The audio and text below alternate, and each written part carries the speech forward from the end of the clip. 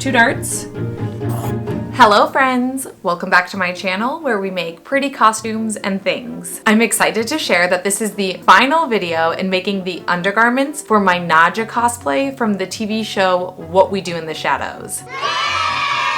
After this video, we will be moving on to the outer garments, which you will all get to see and admire in person at conventions. But before we do, there are 2 tiny undergarments that I really just need to make so that we can perfect this 1890s silhouette. The first undergarment is going to be a bum pad. Hey babe, does this make my butt look big? No.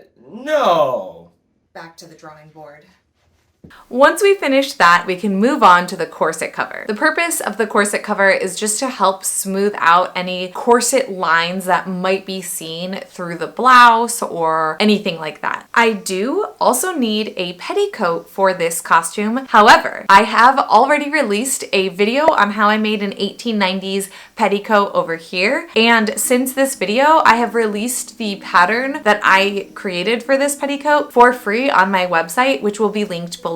I will also be offering both of the patterns for the bum pad and the corset cover free down below as well. I do ask that if you find these patterns helpful in any way to consider giving me a tip over on Ko-fi. The support really does help me level up my studio and also pay for materials for future costumes. Okay, now that that's out of the way, let's get started. Okay, so these are the 2 kind of like bum pad designs that I am looking at using for this. I like this one just a tiny bit more, so I think I might do this one at least with the like ruffle and the shape. So I have this large bum roll that I have made forever ago that I'm going to use the inner circle, this inner piece, to help guide me for my pattern. I'm obviously not going to go as far around because it meets almost in the front and I don't need it to do that. But since I do want to add this pretty ruffle on the side, I do need it to go a little bit far. So I'm going to use this as the inner kind of circle where I will start on the inside. I will measure how far out I want it to go, and then I will add whatever the distance I want the ruffle to be. So I guess let's just get going on the patterning, and then from there I can cut into my white cotton and start making a ruffle and all that jazz. So I'm going to be using polyfill for this because that's what I have. You could use batting if you wanted it to be quilted and more thinner, kind of like some of the other bum pad designs. I will post them on the screen, but because of what I'm trying to make, I'm gonna go just a tiny, I'm just no quilting or anything. If I have any leftover quilt tape, I might use that, or I'll just have to make my own bias tape again, which you know I don't mind doing. It doesn't take that long. So let's get into it.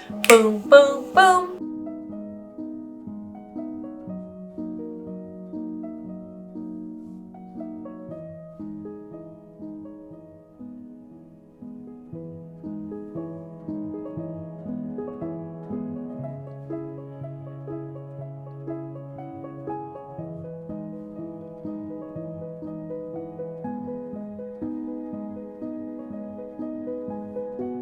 Okay, so really quick, I just wanted to explain this ruler that I have for you that I used a couple videos ago to make bias tape with. So basically it has these notches in it, as you can see, and these are every 1/2 inch. I need to cut 2 strips of 2.5 inch wide fabric and then 2 strips of 2 inch wide. One is going to be our tape that we use to wrap around our waist, and the other is going to be the ruffles. So this right here is 2 inches, and then plus one of these is 2.5. So I'm basically gonna like use my rotary tool and go like 2.5, and then 1, 2, 3, 4, 5, and do another 2.5, and then we'll do 2, 4, and then another 4. All right, so that's basically it. But these are just 1/2 inch markers, so I can just put my tool in here, cut them, and it's super easy. And it means I don't have to mark and then cut or like whatever. Like it already does all the work for me.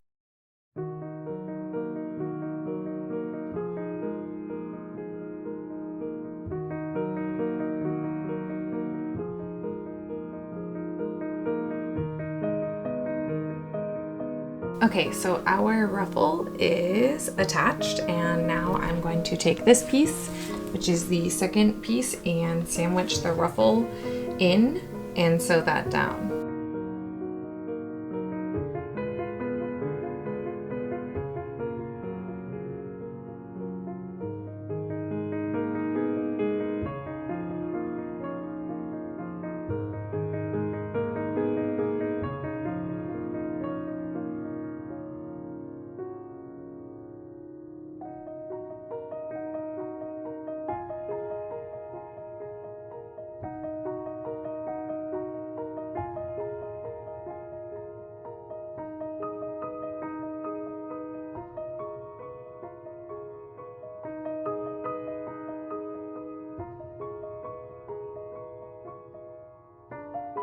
Okay, I really like it. So I guess tomorrow let's make a corset cover and then we can put all these undergarments together and see how they look.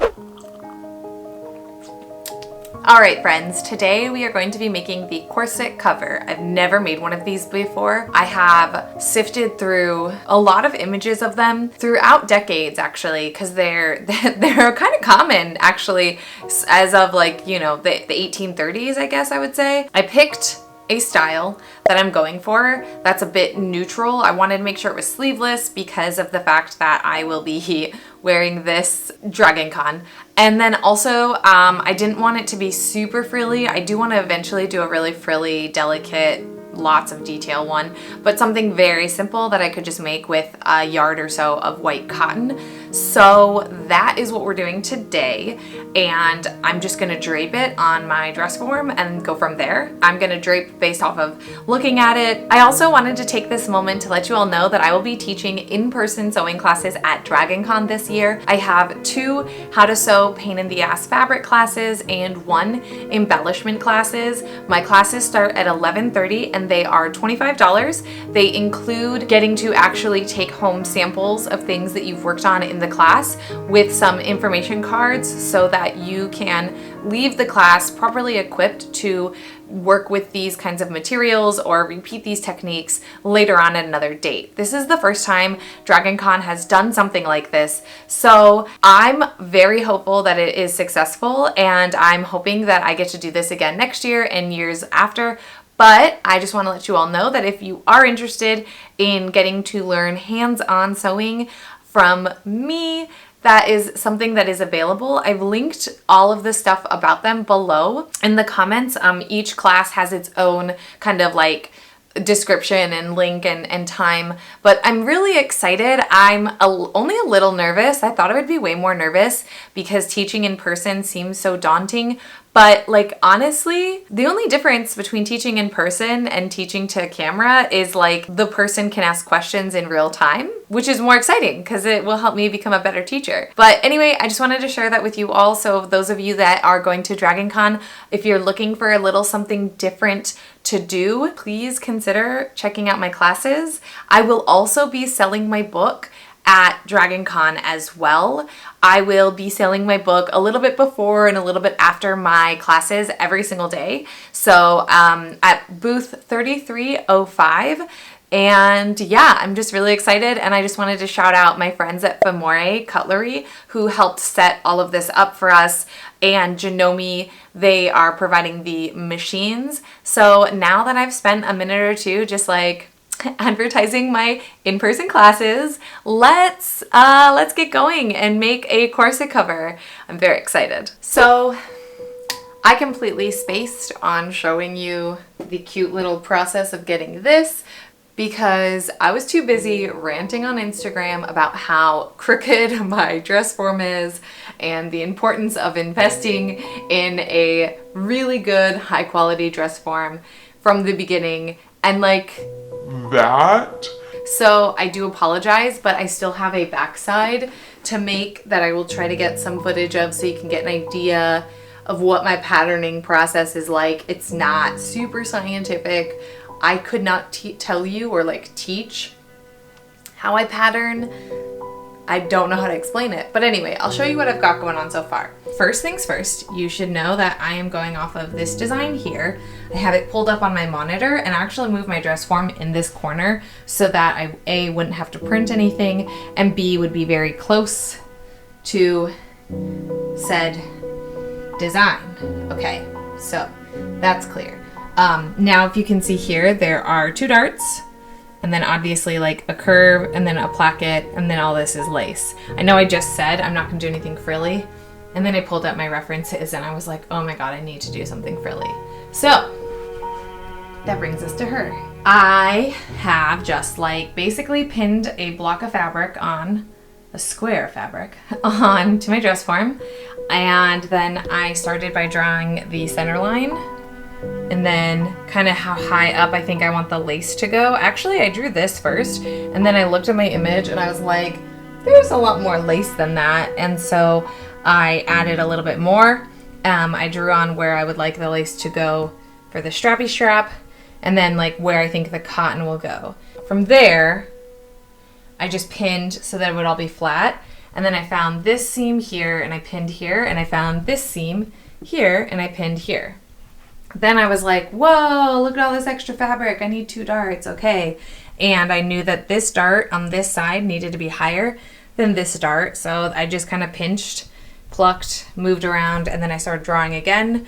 I normally like to trim these with seam allowance. I just spaced. That's it. I just was like, I did it for the front, but then for the rest of it, I just spaced. So I have trimmed it. So now I'm going to repeat that process on the back and hopefully get you just a little bit of footage. It's not going to be cute, but I'll do the best I can. Oh, and then also in the front, I'm going to have it button up. So I obviously gave a little extra here. And then I also like got down the center. And what I'll do when I actually take it from this to a mock-up to paper is figure out the length of this when it's final. And we'll basically create like a placket type thing like we do when we make anything with buttons. So I guess let's get it back.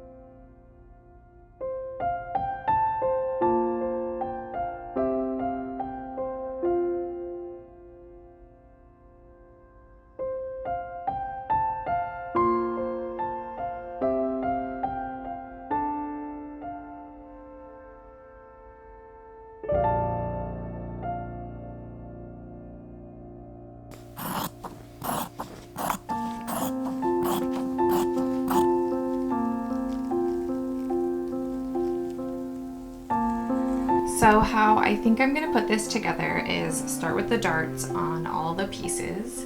Then I'm going to add the front placket to the front pieces and get the buttons taken care of. So, you know, buttonholes, etc. Then I can sew the fronts to the backs, but at the sleeve and the side. And then I think I'll clean up the sleeve, add the sleeve lace, clean up the top, add the top lace, and then clean up the bottom.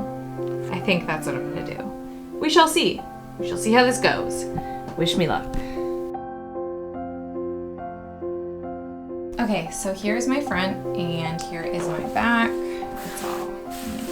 I'm going to connect them with the plan of doing the side seams and the shoulder seams as a flat felled seam. However, I am not going to fell it until I've done a small fitting, like just a super minor fitting, just to make sure that it actually fits. So I will just do the main stitch and then I will fell them, if that makes any sense.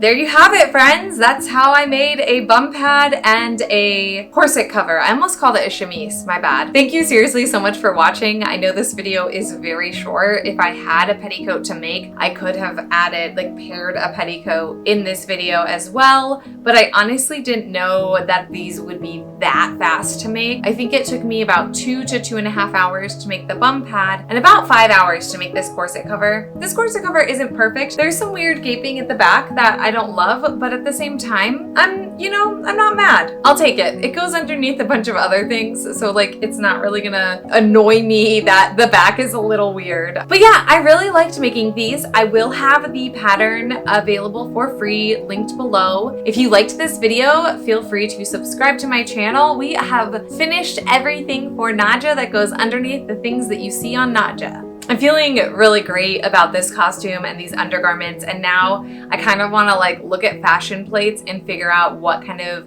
other things that I can make for the 1890s that I can put on top of this. Obviously, Vanessa Ives is like blaring in my face, so I just need to decide, like, is that something that I want to make? I don't really have a lot to say this week in general, except that I'm just feeling a lot of love from you all, and really, seriously, thank you all so much for the comments and the encouragement on my previous video, which was the Gothic Regency gown. Y'all have no clue how scared I get to make historical stuff in general, but then like purposefully make something historical out of non-historical things. I just get scared. And so the fact that y'all like it and that you want to see more like but make it gothic type videos from me just really kind of makes me, I feel seen, I guess is what I'm saying. Like I feel like y'all recognize the things that I love and you're like, yes, we love them too, and go for it. And that is like not something that you can create anywhere out of nowhere. Like it's very special. So I don't know, just thank you all seriously for being so special to me and seeing my art. We're gonna wrap up now because I might cry if I keep going down this, path. So thank you seriously so much for watching these videos. The next Nadja video will actually be on making the blouse and the walking skirt because I think that the jacket is going to take me a little bit longer. So we're going to do those two together. I've made like 5 walking skirts, so I don't think I've made a video on making a walking skirt. I can't remember, but I've made several walking skirts before, so I'm pretty confident in that. So yeah, the next video will be the blouse and the walking skirt, and then the last video will be on her jacket. Thank you. Thanks for being here and a part of this channel. I really appreciate it. And until next time, may all your dreams come true.